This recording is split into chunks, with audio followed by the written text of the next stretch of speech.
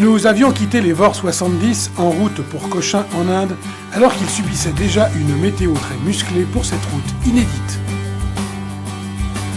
Cochin, la ville au riche passé colonial, est celle la plus peuplée de l'état de Kerala en Inde.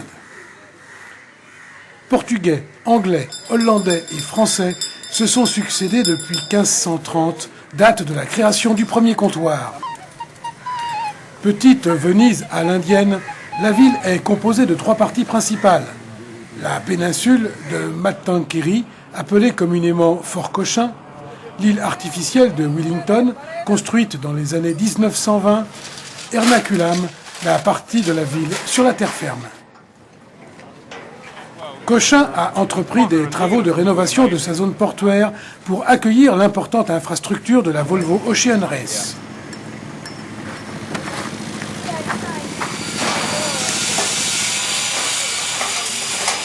C'est donc Ericsson 4 qui emporte cette étape de 4 450 milles après avoir joué gagnant dans le poteau noir indien. Il lui faudra malgré tout près de 9 heures pour parcourir les 60 milles qui le séparent de la ligne d'arrivée, distance qui le sépare également de Telefonica Blue qui n'aura donc pas le loisir de revenir, sa vitesse plafonnant à 7 nœuds dans les derniers milles. Très lent pour un VOR 70. À noter à bord de Telefonica Blue la blessure à l'épaule du français Laurent Pagès. C'est Ericsson 3 qui empoche la 3e place avec à la clé la joie du skipper à l'arrivée qui du coup prend la 5e place au classement général alors qu'il était sous le coup de la pénalité affligée pour qu'il non conforme sur les étapes précédentes. Yes! Nummer 3! Kolla! 3! Så jävla ball! India!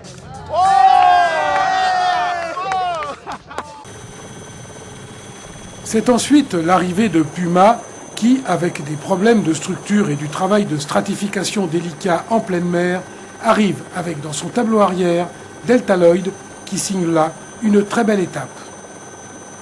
Puma se retrouve à la 3e place au classement général.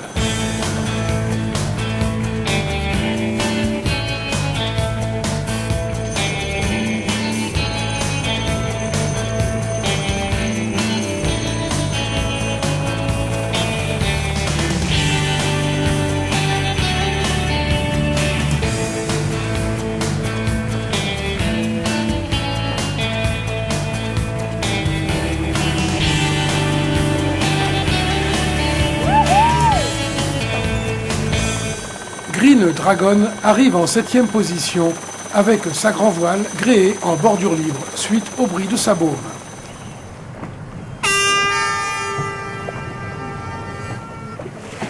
C'est Team Russia qui ferme le classement de cette seconde étape avec, comme vous le verrez dans les images qui suivent, quelques belles glissades furieuses suivies de vracs très spectaculaires.